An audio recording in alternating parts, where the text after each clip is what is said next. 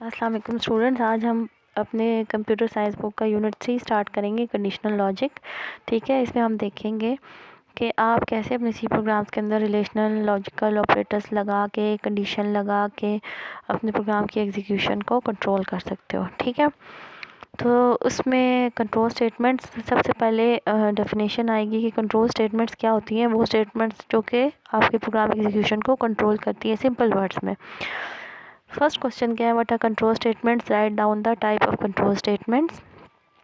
To solve any problem, किसी मसले को हल करने के लिए control statement is use to control the flow of execution of a program. ठीक है, किसी भी मसले को हल करने के लिए कंट्रोल स्टेटमेंट्स इस्तेमाल की जाती हैं to control the flow of execution of a program, एक प्रोग्राम की एग्जीक्यूशन के फ्लो को कंट्रोल करने के लिए। ठीक है, एक प्रोग्राम की एग्जीक्यूशन के फ़्लो को कंट्रोल करने के लिए कि हम ये डिसाइड करते हैं कि आया प्रोग्राम जो है वो उसी तरतीब में एग्जीक्यूट होना चाहिए जिस तरह हमने लिखा है, या किसी कंडीशन के तहत वो कंट्रोल हो। ठीक है, तो वो किसी मसले को हल करने के लिए कंट्रोल स्टेटमेंट्स क्यों इस्तेमाल की जाती हैं, ताकि वह प्रोग्राम के एग्जीक्यूशन के फ़्लो को कंट्रोल कर सकें। Sometimes we need to execute one set of instructions if a particular condition is true and another set of instructions if the condition is false. कई दफ़ा ऐसे होता है कि हम एक सेट ऑफ इंस्ट्रक्शंस को एग्जीक्यूट करना चाहते हैं अगर कोई मखसूस कंडीशन ट्रू है, और दूसरे सेट ऑफ इंस्ट्रक्शन को एग्जीक्यूट करना चाहते हैं अगर कोई मखसूस कंडीशन फॉल्स है। ठीक है, समझ आई इस चीज़ की। देखिए, सपोज़ इसको सिंपली ये समझ लो कि अगर हम कहते हैं आम वर्ड्स में, अभी मैं प्रिसाइसली इस तरह नहीं कर रही समझाने के लिए, if marks are greater than 33 तो वो प्रिंट एफ कर दे पास। ठीक है, एल्स वो क्या करे, प्रिंट एफ फेल।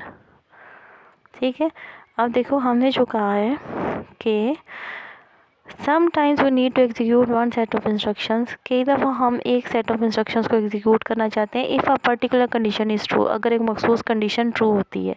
कैसे, अगर हमने ये कंडीशन लगाई है, ये जो पूरी है ना, ये आपके पास क्या है, कंडीशन। हम कहते हैं कि अगर ये कंडीशन ट्रू होती है तो वो क्या प्रिंट करे, पास। इस सेट ऑफ इंस्ट्रक्शन को एग्जीक्यूट करे। ठीक है, और क्या है, and another set of instruction if the condition is false, और अगर कंडीशन फॉल्स हो जाती है तो दूसरे सेट को एग्जीक्यूट करे। अब देखो, ये तो हमने ट्रू का कहा कि अगर उसके किसी भी स्टूडेंट के मार्क्स 33 से ऊपर है तो वो पास है। ठीक है, लेकिन ये भी तो हो सकता है ना 33 से कम हो, तो वो कंडीशन फॉल्स हो जाएगी आपकी। ट्रू के केस में देखो, ट्रू के केस में तो आपका ये एग्जीक्यूट होना है। ठीक है, और अगर आपकी कंडीशन फॉल्स हो जाती है तो ये एल्स वाला रास्ता लेगा, ये अनदर सेट ऑफ इंस्ट्रक्शन है जो हम कह रहे हैं ना, another set of instruction if the condition is false, तो वो आपका ये वाला बनता है कि अगर स्टूडेंट के मार्क्स 33 से कम हैं, लेस हैं, तो वो क्या करेगा कि वो इस सेट ऑफ इंस्ट्रक्शन को एग्जीक्यूट करेगा, यानी वो क्या प्रिंट कर देगा, fail. Sometimes we need to repeat a set of instructions for a number of times, कई दफ़ा हम कहते हैं कि एक जो इंस्ट्रक्शन है वो बार बार एग्जीक्यूट होती रहे। There are 3 types of control statements in C language. C language में 3 तरह के कंट्रोल स्टेटमेंट्स हैं। एक है सिक्वेंशियल, एक है सिलेक्शन, और एक है रिपीटिशन। ठीक है, sequential, selection and repetition. Sequential क्या होता है कि एक ही जो आपका सीक्वेंस होता है ना, जिस सीक्वेंस में आप पीछे जितने भी आप प्रोग्राम लिखते आए हो, उसमें ये था कि जिस सीक्वेंस में आप प्रोग्राम लिखते हो उसी सीक्वेंस में वो कंट्रोल, उसी एक सीक्वेंस में वो एग्जीक्यूट होता है, वो होता है सिक्वेंशियल कंट्रोल। सिलेक्शन होता है कि हम part of the program select कर लेते हैं किसने किस वक्त में एग्जीक्यूट होना है। रिपीटिशन में होता है कि वो स्टेटमेंट रिपीट होती रहती हैं जब तक कोई पर्टिकुलर कंडीशन फॉल्स या ट्रू नहीं हो जाती। ठीक है, सबसे पहले सिक्वेंशियल की डेफिनेशन आपकी गिवन है आपके कहीं जाके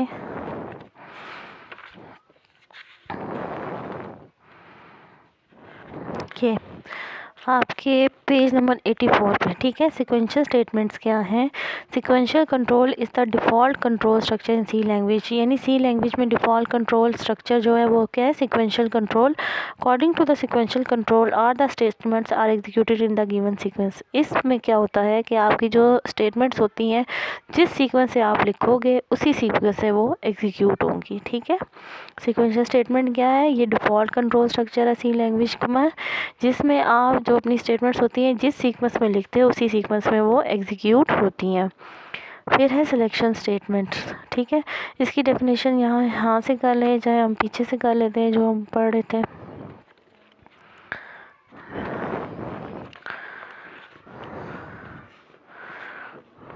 देखिए ये सिलेक्शन स्टेटमेंट्स क्या हैं? Selection statements, why would you need selection statements? The statements which help us to decide which statements should be executed next.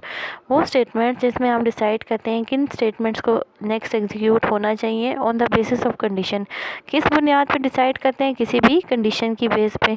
These are called selection statements. उन स्टेटमेंट्स को क्या कहा जाता है? सिलेक्शन स्टेटमेंट्स, ठीक है। दूसरा हमने अभी एग्जांपल की थी, हमने खुद डिसाइड किया था ना कि अगर मार्क्स 33 से ऊपर है तो वो क्या करे? पास, और अगर 33 से कम है तो वो क्या करे? फेल। तो वो यही चीज़ है कि हम किसी कंडीशन की बेस पे डिसाइड करते हैं, ठीक है। किसी भी कंडीशन की बेस पे डिसाइड करते हैं कि किन स्टेटमेंट्स को एग्जीक्यूट होना चाहिए। These are called selection statements. There are two types of selection statements. Selection statements की दो types हैं, if statements and if else statements. Write the structure of if statement. अब देखो if statement है, if else है, हम पढ़ते हैं सबसे पहले if statement क्या है। C language provides if statement in which we specify a condition. C language हमारे पास एक if statement देती है जिसमें हम क्या स्पेसिफाई करते हैं? एक कंडीशन को स्पेसिफाई करते हैं। And associate a code to it, और हम क्या करते हैं? उसके साथ एक कोड को जोड़ देते हैं। एसोसिएट का मतलब होता है जोड़ देते हैं, मुंसलिक कर देते हैं। The code get executed if the specified condition turns out to be true. वो कोड तब एग्जीक्यूट होता है जब आपकी वो कंडीशन ट्रू हो जाती है, otherwise the code does not execute. दूसरे केस में वो कोड एग्जीक्यूट नहीं होता। Properly intend the instructions under if statement using tab. हम क्या करते हैं कि इफ़ स्टेटमेंट के टैब के अंदर अपनी इंस्ट्रक्शंस को इंटेंड करते हैं, लिखा जाता है। It improve the readability of the program. इससे प्रोग्राम की रीडेबिलिटी सही अच्छी हो जाती है। स्ट्रक्चर क्या है? ठीक है, स्ट्रक्चर आपका मेन ये है, इफ़ कंडीशन का स्ट्रक्चर। ये आपने हेडिंग देनी है और मेन यहाँ से यहाँ तक स्टार्ट हो रहा है। स्ट्रक्चर ऑफ इफ स्टेटमेंट क्या है? The structure of if statement in C languages, पहले इफ़ लिखा जाता है, फिर कंडीशन लिखी जाती है, फिर कर्ली ब्रैकेट स्टार्ट की जाती है, फिर एसोसिएटेड कोड लिखा जाता है, फिर कर्ली ब्रैकेट को क्लोज कर दिया जाता है, ठीक है। अब देखो हियर, ये आपका स्ट्रक्चर हो गया। अब इसको डिस्क्राइब करते हैं वन बाय वन। अब आपके पास इसके तीन हिस्से हैं। पहला हिस्सा आपके पास है इफ़ स्टेटमेंट, ठीक है। इफ़ का कीवर्ड, ये क्या है? इन the given structure if is a keyword. If आपका क्या है? कीवर्ड है, रिजर्व वर्ड है। That is followed by condition, जिसके आगे क्या लिखी जाती है? एक कंडीशन। और कंडीशन को किसके आगे अंदर लिखा जाता है? पैरेंथेसिस के अंदर, ठीक है। By condition inside parenthesis. अब ये कंडीशन क्या है? A condition could be any valid expression. ये कोई भी वैलिड एक्सप्रेशन हो सकता है, including arithmetic expression, relational expression, logical expression और अ कम्बिनेशन ऑफ दीज। अब ये जो कंडीशन है ना, इस कंडीशन में आप कई एक्सप्रेशन यूज़ कर सकते हो। या आप अरिथमेटिक एक्सप्रेशन इस्तेमाल कर लो, या आप रिलेशनल एक्सप्रेशन इस्तेमाल कर लो। यानी पीछे जितने ऑपरेटर्स पढ़े थे ना, अरिथमेटिकल, रिलेशनल, लॉजिकल, तीनों, उन तीनों को मिला के भी आप कर सकते हो, कॉम्बिनेशन ऑफ दिस, ठीक है। मैं रिपीट कर रही हूँ। सबसे पहले इफ़ में आपका इफ़ का कीवर्ड आ जाएगा, उसके बाद पैरेंथेसिस के अंदर कंडीशन होती है। कंडीशन में आप कोई भी वैलिड एक्सप्रेशन लिख सकते हो, ठीक है। कोई भी वैलिड एक्सप्रेशन। ये वैलिड एक्सप्रेशन किस पर मुश्तमिल हो सकता है? या आप अरिथमेटिक एक्सप्रेशन लिख लो, या रिलेशनल एक्सप्रेशन लिख लो, या लॉजिकल एक्सप्रेशन लिख लो, या कम्बिनेशन ऑफ दीज। अब देखो ये नीचे एग्जाम्पल्स गिवन है यहाँ पे। Here are few examples of valid expression. अब आप देखो यहाँ पे वैलिड एक्सप्रेशन की एग्जाम्पल्स गिवन है। जब सबसे पहले देखो यहाँ पे लिखा हुआ है, एक एक्सप्रेशन लिखा हुआ है 6, ठीक है। वो आपका ट्रू या फॉल्स हो सकता है। तो 6 को हमने फ़िलहाल लिखा हुआ है कि ये ट्रू है। फिर है 6 + 3, ये आपका कौन सा एक्सप्रेशन है? प्लस का ऑपरेटर इस्तेमाल हुआ है, तो ये आपका कौन सा एक्सप्रेशन है? अरिथमेटिक। फिर 6 - 6, माइनस का साइन इस्तेमाल हुआ है, ये आपका कौन सा एक्सप्रेशन है? अरिथमेटिक। फिर 6 इज़ ग्रेटर देन 5, यहाँ पे देखो आपने कौन सा ऑपरेटर इस्तेमाल किया? रिलेशनल। तो ये कौन सा एक्सप्रेशन है आपका? रिलेशनल। और देखो 6 is greater than 5, yes 6 is greater than 5, ये आपका ट्रू हो गया। फिर आपका 6 इज़ इक्वल टू 4, ये कौन सा आपका ऑपरेटर इस्तेमाल हुआ है? रिलेशनल। तो ये आपका कौन सा एक्सप्रेशन हो गया? Relational. 6 is equal to 4, false है ये। अच्छा 5 इज़ ग्रेटर देन 6, 5 6 से ग्रेटर तो नहीं है, ठीक है, यहाँ पे तो ये फॉल्स आएगा, लेकिन नॉट ऑपरेटर की वजह से ये क्या हो जाएगा? ट्रू। और ये जो लगा हुआ है ये बाहर, ये आपका कौन सा है? Logical operator. तो ये आपका लॉजिकल एक्सप्रेशन हो गया। अब यहाँ पे देखो 6 इज़ ग्रेटर देन 5, ये आपका रिलेशनल ऑपरेटर है, ये आपका रिलेशनल ऑपरेटर है, और बीच में क्या लगा हुआ है? लॉजिकल, ठीक है। तो ये देखो रिलेशनल ऑपरेटर्स भी इसमें इस्तेमाल हुए हैं और लॉजिकल भी, ठीक है। तो ये आपका क्या हो गया? कम्बिनेशन। कम्बिनेशन कैसे? दो यहाँ पे रिलेशनल एक्सप्रेशन है। रिलेशन एक्सप्रेशन कैसे हैं कि ये भी 6 इज़ ग्रेटर देन 5, इसमें रिलेशनल ऑपरेटर लगा हुआ है। 10 इज़ लेस देन 9, इसमें रिलेशनल एक्सप्रेशन लगा हुआ है। तो दो आपके रिलेशनल एक्सप्रेशन है और एक आपका लॉजिकल एक्सप्रेशन है, तो ये आपका क्या हो गया? Combination of these. सेम इसी तरह यहाँ पे भी रिलेशनल है, ये देखिए 6 इज़ ग्रेटर देन 5, ये भी आपका रिलेशनल ऑपरेटर इस्तेमाल हुआ है, तो ये रिलेशनल एक्सप्रेशन बन गया, ठीक है। 10 इज़ ग्रेटर देन 9, ये भी आपका रिलेशनल ऑपरेटर इस्तेमाल हुआ है, तो ये भी रिलेशनल एक्सप्रेशन बन गया, और बीच में क्या लगा हुआ है? लॉजिकल। और तो ये आपका क्या हो गया? ये भी कम्बिनेशन ऑफ दीज टू। कौन से these two? Relational plus logical. 6 is greater than 5, true. 10 is greater than 9, true, बीच में और लगा हुआ है तो ट्रू। ये आपका कंडीशन हो गया। अब हम देखते हैं कि एसोसिएटेड कोड क्या होता है, लेकिन उससे पहले एक ये भी है थोड़ी सी डिस्क्रिप्शन इसके बारे में, एक्सप्रेशंस के बारे में। Any expression that has a non zero value, कोई भी एक्सप्रेशन जिसका नॉन ज़ीरो वैल्यू यानी उसकी वैल्यू ज़ीरो ना हो, इट कैलकुलेट्स टू ट्रू। इसका क्या आंसर आएगा? ट्रू में। Expression A equals to 1 and B equals to 1 produce true value, यानी आपका कोई भी एक्सप्रेशन है, ए इक्वल्स टू 1 है, बी इक्वल्स टू 1 है, तो आपका क्या वो रिजल्ट प्रोड्यूस करेगा? True. But the expression C equals to zero, अगर ज़ीरो आता है तो वो क्या प्रोड्यूस करेगा? फॉल्स, ठीक है। 1 क्या प्रोड्यूस करेगा? ट्रू, और 0 क्या प्रोड्यूस करेगा? False. The expression can also include variables, इसमें वेरिएबल्स भी हो सकते हैं। In that case values inside the variables are use to calculate the true false. अब इस केस में क्या होता है कि उसके अंदर कंडीशन के अंदर जो वेरिएबल्स इस्तेमाल होते हैं उनके अंदर जो वैल्यूज़ होती हैं वो कैलकुलेट करने के लिए इस्तेमाल होती है कि आया एक्सप्रेशन का रिजल्ट ट्रू में आएगा या फॉल्स में। ये आगे आप करते जाएंगे, हम तो समझ आती जाएंगी, ठीक है। अब देखो थर्ड पार्ट उसका था एसोसिएटेड कोड।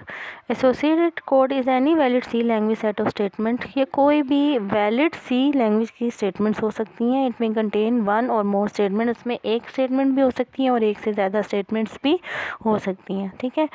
अब देखो अगर ये इसका फ्लो चार्ट देखते हैं, यहाँ से वो स्टार्ट हुआ आपका प्रोग्राम, फिर आपकी इफ़ की कंडीशन चेक की जाती है। अगर वो ट्रू हो तो एसोसिएटेड कोड एग्जीक्यूट होता है, अगर फॉल्स हो तो कुछ भी नहीं होता और आपका जो प्रोग्राम है वो स्टॉप हो जाता है, ठीक है। दोनों केस में उसने स्टॉप होना है। ट्रू के केस में उसने एसोसिएटेड कोड को एग्जीक्यूट करके स्टॉप होना है, फॉल्स के केस में उसने कुछ भी नहीं करना। If you want to associate more than one statements, अगर आपने एसोसिएटेड कोड में एक से ज़्यादा स्टेटमेंट्स लिखनी है, then we need to be enclosed inside a curly bracket block. हमें क्या लगाना चाहिए? कर्ली ब्लॉक हमेशा लगाना चाहिए। But if you want to associate only one statement, अगर आपने सिर्फ एक स्टेटमेंट लिखनी है, then although it may be enclosed inside curly block but it is not mandatory. Good practice यही है कि अगर आपकी एक स्टेटमेंट है या एक से ज़्यादा स्टेटमेंट्स हैं तो आप कर्ली ब्लॉक लगाओ, लेकिन अगर एक ही स्टेटमेंट है तो ये मस्ट नहीं है कि आप उसमें कर्ली ब्लॉक लगाओ, ठीक है। अब देखो यहाँ पे ये आपका आ गया प्रोग्राम। इंटीजर की वैल्यू क्या है? ए इक्वल्स टू 12। आपने ए वेरिएबल स्टार्ट किया, उसके अंदर क्या स्टोर कर दिया? 12। अब देखो ये आपका इफ़ का ब्लॉक है, यहाँ से लेके यहाँ तक ये आपका आ गया इफ़ का कीवर्ड। ये आपकी क्या है? कंडीशन, ठीक है, ये आपकी कंडीशन आ गई। ये आपकी कर्ली ब्रैकेट स्टार्ट होगी और ये वाली चीज़ क्या है, इसको हम बोलेंगे ये आपका क्या है, एसोसिएटेड कोड। ठीक है, ये आपका एसोसिएटेड कोड है। अब यहाँ पे देखो ए मॉडुलस 2 इज इक्वल टू 0। अब देखो ए आपका क्या है, वेरिएबल है ना, जिसके अंदर आपने क्या स्टोर किया है, 12। और ऊपर हमने पॉइंट पढ़ा भी था कि अगर वैल्यूज़ ना हो तो वेरिएबल के अंदर जो वैल्यूज़ होती हैं वो डिसाइड करती हैं। तो यहाँ पे इस वेरिएबल के अंदर क्या वैल्यू पड़ी हुई है, 12। ठीक है, हम कंडीशन क्या लगा रहे हैं कि 12 मॉडुलस 2 इज इक्वल टू 0, कि अगर 12 को 2 पे डिवाइड करें, यानी 12 को अगर 2 पे डिवाइड करें, देखिए 12 को 2 पे, 2 6 12, तो मॉडुलस है, ये तो रिमाइंडर चेक करता है। ठीक है, तो 0 आता है ना, 0 इज इक्वल टू 0। तो ये बताओ ये ट्रू आएगा या फॉल्स, ये क्या आएगा, ट्रू। ठीक है, ये आपकी कंडीशन क्या हो गई है, ट्रू। कंडीशन ट्रू हो गई। ट्रू के केस में वो अंदर चला जाएगा। ठीक है, एसोसिएटेड कोड को एग्जीक्यूट करेगा। एसोसिएटेड कोड क्या है, प्रिंट है the variable A contains an even value. क्या प्रिंट करेगा कि आपके वेरिएबल ए के अंदर क्या मौजूद है, even value. Even odd values पता है ना, जो वैल्यूज़ 2 पे डिवाइड होती हैं वो इवन होती हैं। और फिर क्या प्रिंट करेगा, you are doing a great job, आप अच्छा काम कर रहे हो। और फिर यहाँ पे एसोसिएटेड कोड आपका ख़त्म हो गया। ठीक है, इन्हीं 2 लाइन्स पर मुश्तमिल था, ये ख़त्म हो गया और फिर आपका प्रोग्राम एंड हो जाएगा। अब देखो एसोसिएटेड कोड में 2 स्टेटमेंट्स थी, इसलिए यहाँ पे देखो इधर भी कर्ली ब्रैकेट है और इधर भी कर्ली ब्रैकेट है। ठीक है, और मैंने पीछे जो एग्जांपल बताई थी, यहाँ पे if marks are greater than 33, else को भी भूल जाओ, अभी सिर्फ हम इफ़ वाला पार्ट कर रहे हैं। ठीक है, if marks are greater than 33, तो एक स्टेटमेंट थी, इसलिए मैंने सिंपल क्या लिख दिया था, प्रिंट एफ पास।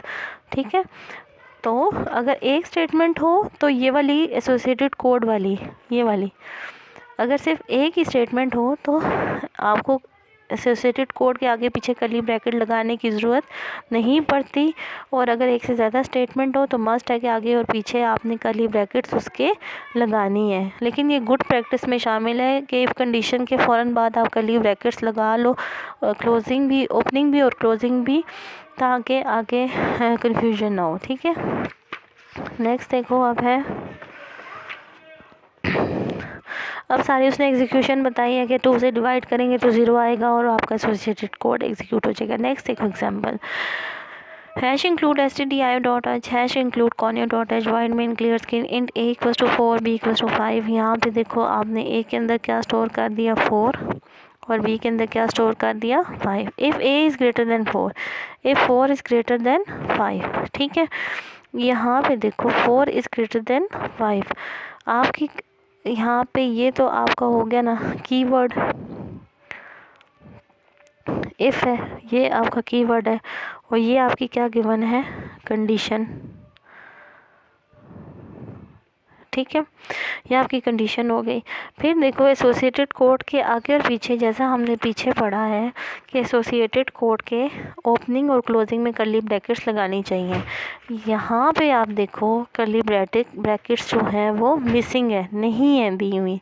अब इस केस में क्या होगा कि ये आपकी कंडीशन फॉल्स हो गई है, तो वो क्या करेगा, फिर भी ये एग्जीक्यूट करेगा, प्रिंट है the value of a is greater than b को स्किप करेगा और नीचे वाली को प्रिंट कर देगा, you are doing a great job.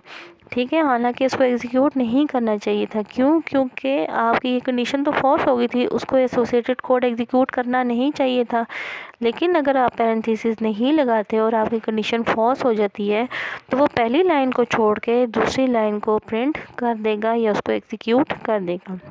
ठीक है, इसकी डिस्क्रिप्शन क्या है, as the condition inside if parenthesis is false, जैसा कि इफ़ के अंदर जो कंडीशन गिवन है वो फॉल्स हो गई है, and the statements following if statements are not inside curly brackets block, और आगे जो स्टेटमेंट्स गिवन हैं वो कर्ली ब्लॉक में नहीं given, so only the second statement is executed. आपकी फर्स्ट जो है वो स्किप कर देगा, सेकंड को एग्जीक्यूट कर देगा, because without curly bracket block in curly braces only first statement is considered to be associated with if statement. ठीक है, अगर आप इफ़ कंडीशन के बाद एक से ज़्यादा स्टेटमेंट्स लिखते हो और आगे पीछे कर्ली ब्रैकेट्स नहीं देते तो वो पहली कंडीशन को समझता है कि उसके साथ है, सेकंड को वो नहीं समझता।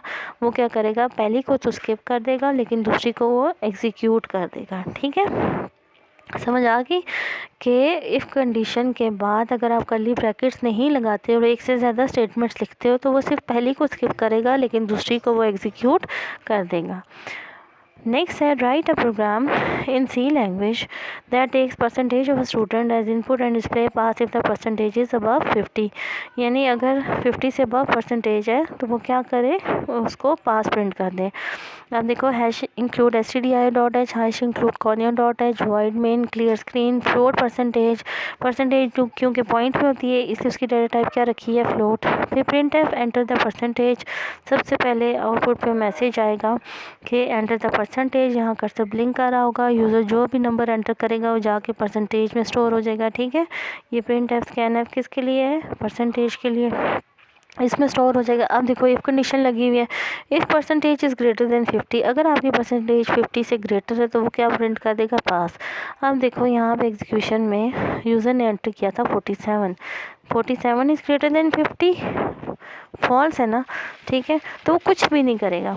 समझ आई, आपकी आउटपुट कुछ भी नहीं आनी।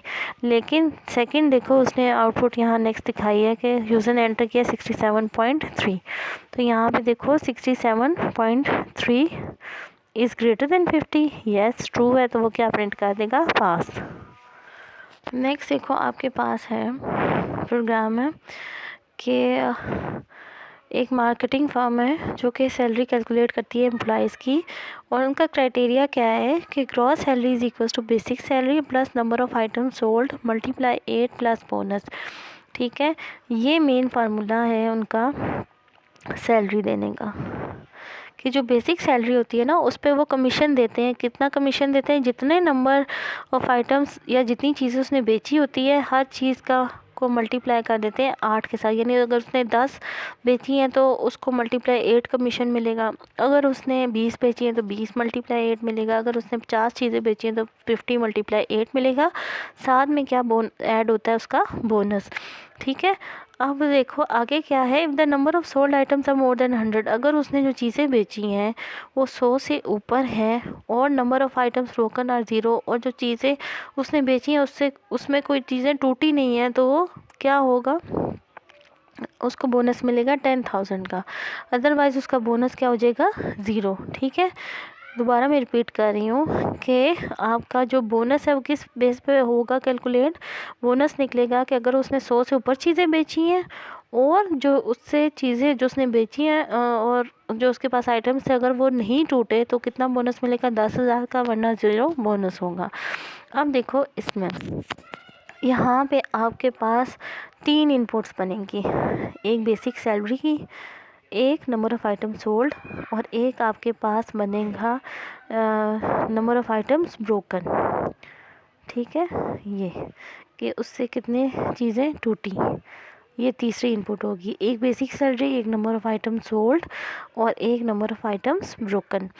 अब देखो स्टार्ट करते हैं। Same header section, main section, clear screen, int basic salary की इनपुट मांगेगा, आइटम सोल्ड कितने आइटम बेचे, आइटम्स ब्रोकन, यहाँ पे अंडरस्कोर मिसिंग है, यहाँ पे अंडरस्कोर लगाना है, कितने आइटम्स टूटे, और फिर ग्रॉस सैलरी कितनी निकली, और इंट बोनस इक्वल्स टू 0, यानी बोनस को हमने 0 से इनिशियलाइज करवाया। मैंने पिछले लेक्चर्स में बताया था कि जब कोई मैथमेटिकल ऑपरेशन परफॉर्म करते हैं ना, 0 plus minus multiply divide modulus वाला, तो यूजली इसमें 0 से इनिशियलाइज करा देते हैं ताकि वेरिएबल जो है वो 0 हो जाए।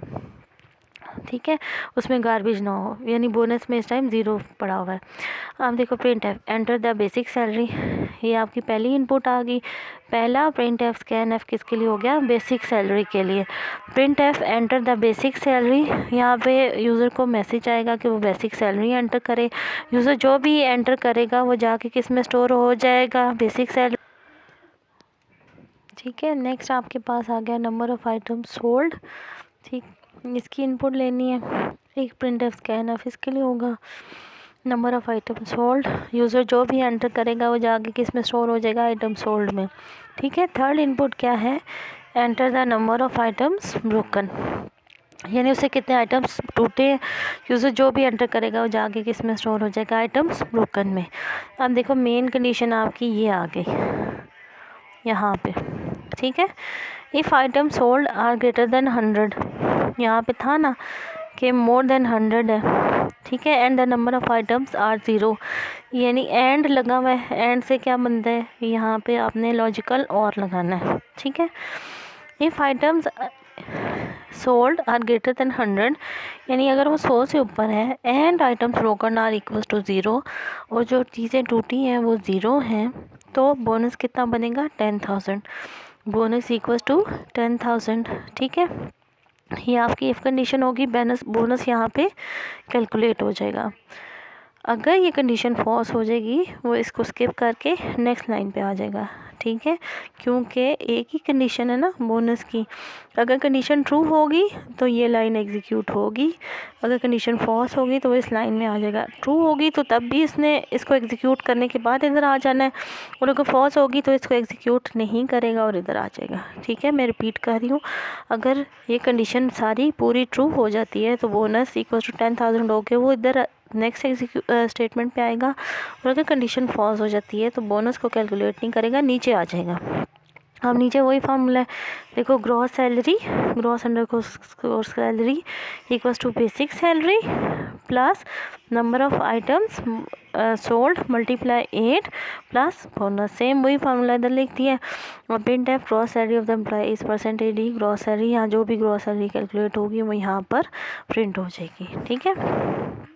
और ये इसका फ्लो चार्ट है कि स्टार्ट बोनस, इनपुट करवा दी हमने चीज़ें, क्या है, basic salary, item sold, items broken, gross salary, यहाँ पे है if item sold are greater than 100, वही जो कंडीशन थी वो हमने डिसीजन ब्लॉक में लिख दी, and items broken is equal to 0, yes. तो यहाँ पे क्या है कि बोनस इज इक्वल टू 10,000, ठीक है। और फिर वो नीचे आएगा, और अगर नो का केस होगा तब भी वो उसने इस स्टेटमेंट पे आना है। Gross salary equals to basic salary plus item sold multiply 8 plus bonus, print करेगा ग्रॉस सैलरी, वो स्टॉप हो जाएगा, ठीक है। ये आपका इफ कंडीशन था। अब नेक्स्ट लेक्चर में हम पढ़ेंगे इफ स्टेटमेंट क्या होगी। तब तक टेक केयर, अल्लाह हाफिज़।